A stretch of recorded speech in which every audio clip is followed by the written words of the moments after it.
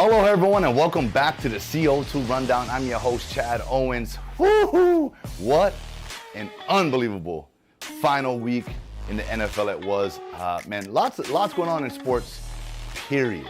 So I'm excited for today's show. I got a special guest joining us today. So like we always do, let's dive on in to the CO2 Rundown. Into the NFL we go, and man, where do I begin? Well, I'll start here. The playoff picture is set, but there were some games that made the last regular season game very interesting. I got to shout out Big Ben and the Pittsburgh Steelers. This is probably his last year of his career. It's going to be done after this, right? They took care of business, they won, and because the Colts lost to the Jaguars, that gave them a berth, a chance. If, in last night's game between the Chargers and the Raiders, the only way the Steelers was going to be out of the playoffs was if that game ended in a tie. And it almost did, and probably should have.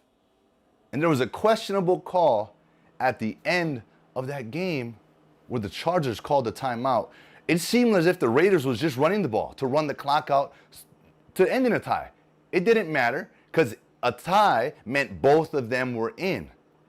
Or a winner goes in, loser goes home type deal. So the Raiders didn't care. But they were running on the clock and the Chargers called timeout. And then the Raiders ripped off a big run, put them in field goal range, and they figured, you know what, why not? We played a game to win. They were in field goal range, 2 seconds left. They kick a field goal, they win. They go into playoffs. Chargers, season, done. Steelers are in. So, look, a lot of things that went on in this last week of the NFL was exciting. And these playoffs, I still don't know who's going to win the Super Bowl. These playoffs are going to be extremely interesting, and I cannot wait for it to begin. Let's go. And of all teams, right, that aren't making the playoffs, there's the obvious, right, teams that are at the bottom. You know, coaches getting fired, changes being made. But the big surprise was the Miami Dolphins firing of head coach Brian Flores, who, at the reaction of a lot of players across the league and just sports people in general, that was a big surprise. I mean, he beat the Patriots. He swept the Patriots this year, something that the Dolphins had never done, right? In his 2 years of coaching, man, they've won a good amount of games. And he was brought into a situation that was a rebuilding. And you're not going to get it all done in 1-2 years.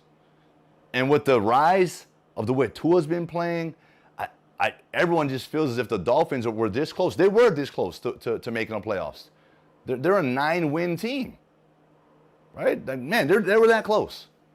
And so that firing was a little, surprising. But, who knows? How does that affect our boy Tua? Who knows, right? The offseason will tell. All I know is that, Tua finished the season strong. He did something that the Dolphins have never done in recent years, and that's sweep the New England Patriots. So they're on the rise. I just hope that whatever coach they bring in is going to be someone that's going to continue to elevate our guy, Tua Tagovailoa, that much more. And in the end, that's going to result in elevating that entire team. So good luck, Tua. Continue to grind this offseason, man. And we're pulling for you, as always. Tonight's the night, right? College football champion will be crowned, right? Alabama, Georgia, man, they met in the SEC championship where Alabama won, right? Kind of dominated Georgia, but Georgia has made some adjustments. Right? They got their swagger back. They got their confidence back. And this is going to be a clash of the Titans type of game. But, man, I don't know. If I was a betting man, I'm going with Alabama.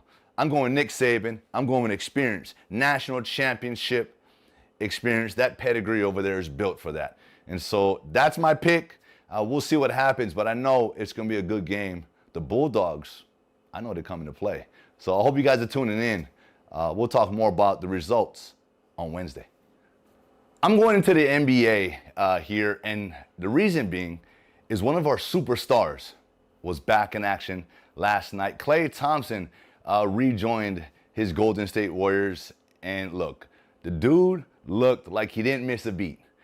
Being out for almost 2 years, you know, he showed sort of like a heroic act when he tore his ACL in the finals and had to come back out after going into the locker room. He had to come back out and drop 2 free throws on a torn knee. Man, that memory, you know, I think that sort of not stamped his legacy, but that's part of his legacy. That's showing his character and who he was as a player and how much the game of basketball meant to him. And last night, being his first game back, that was very evident. And so shout out to Klay Thompson, man. Shout out to the Warriors. And shout out to Steph Curry for having his wingman back out there with him. Watch out for the Golden State Warriors because they're already the league's best right now. And now they got Klay Thompson back. Ooh-wee. Watch out, Splash Brothers. They back. All right, my special guest today, my guy, I call him the sports guru, Stephen Tsai is joining me here on the CO2 Rundown. Last week, Friday, there was the public hearing, right, with our University of Hawaii, talking about the sports program, specifically football. And so we're going to dive into that a little bit. Check it out. All right, my guy, Stephen Tsai, the sports guru, is joining us from his Cadillac. How you doing, brother? Doing okay. How are you doing? Good, man. Happy New Year. Yeah, unfortunately, my Cadillac's green, not pink. You know, that'd be more stylish, right? Anyway, man, look, lots going on in the sports world, but I don't think none more important than what's going on right here locally with our University of Hawaii sports program. Friday, we had a public hearing, and I was tuned in. I'm sure you tuned in. First of all, what was your thoughts on that?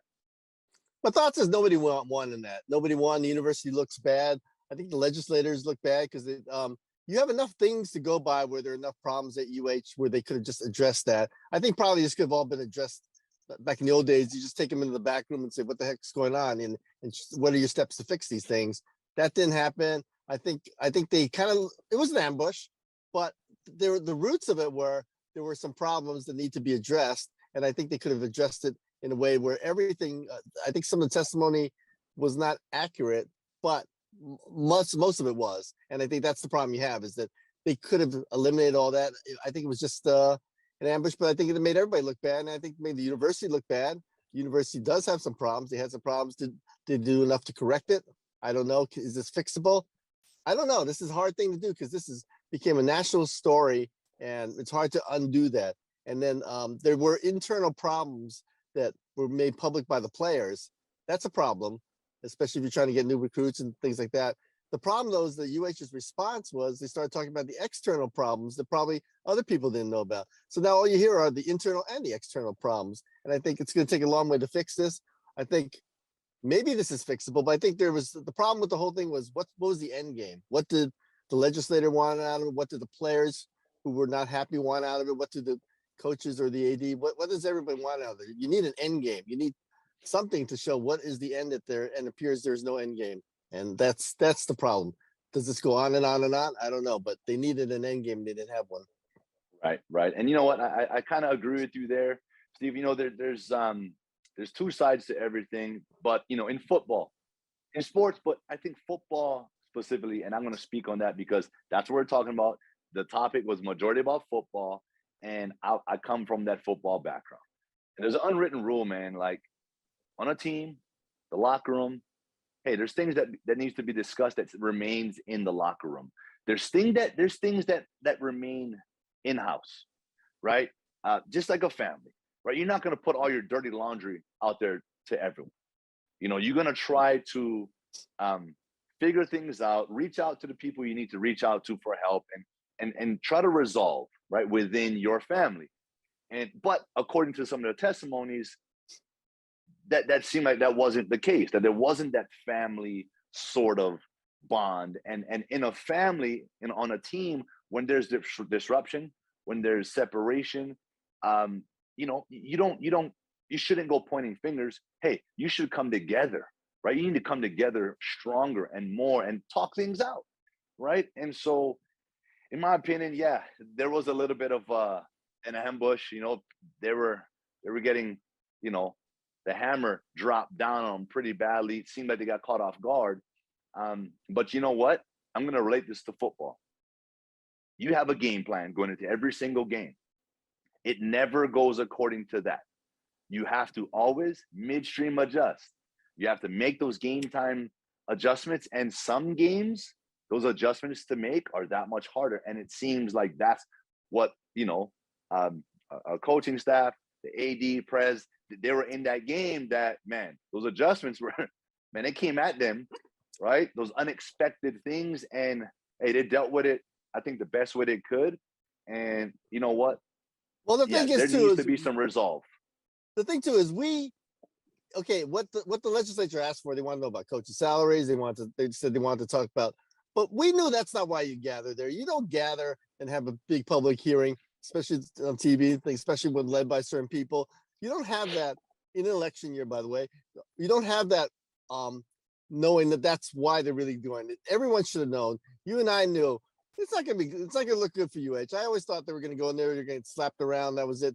They should have known that was coming. And even though it wasn't, you know, even though they went outside the rules or what they're saying they were gonna do, you should have known it was coming, and you should have been prepared for it. And you know, you should turn things around and try to at least, you know, fight back or do something. But and that's the problem with UH. Sometimes UH tries to do the good things. They try to help and do things. I don't think they purposely try to screw up or mess up or things like that, but they don't counter well. They don't publicize their good things. They don't answer things back. The second this thing became national, the second the players went out, you got to sit down. You got to talk to all the players and go, I'm sorry, let's fix this. How do we fix this? It could be everything. You can do anything from, you know, whatever, changing coach, changing person. You can do whatever you want, but you have to address this publicly when it happens. And I know you want to do the right things behind the scenes. Sometimes when the story's out there, you got to get out there and respond and show people that you are trying to make changes or trying to fix things, or even just say there isn't a problem, but you have to do something. And I think that's the problem with UH is they don't get out in front and combat or do anything. And then that's a bad public perception. They need a leader. Yep. You know who they need? They need you in some capacity. I don't know what capacity that is, but I think no, I'm serious. I go back to 2003, 2004, I think. There were problems on the team. You guys were not going to make, it appeared you were not going to make the postseason. And everyone looked, bless his heart, we all love Timmy Chang, but on that team, that offense, the leader was you. You were the guy who stepped up, and you're the guy who the people respected because, you know, that's how it is. And Timmy Chang was a great player. He was a quarterback. He was the guy who made decisions. Just a tremendous guy. He's a tremendous coach now, but he didn't have the impact, the locker room, the overall things that you do because perhaps of the way you came up.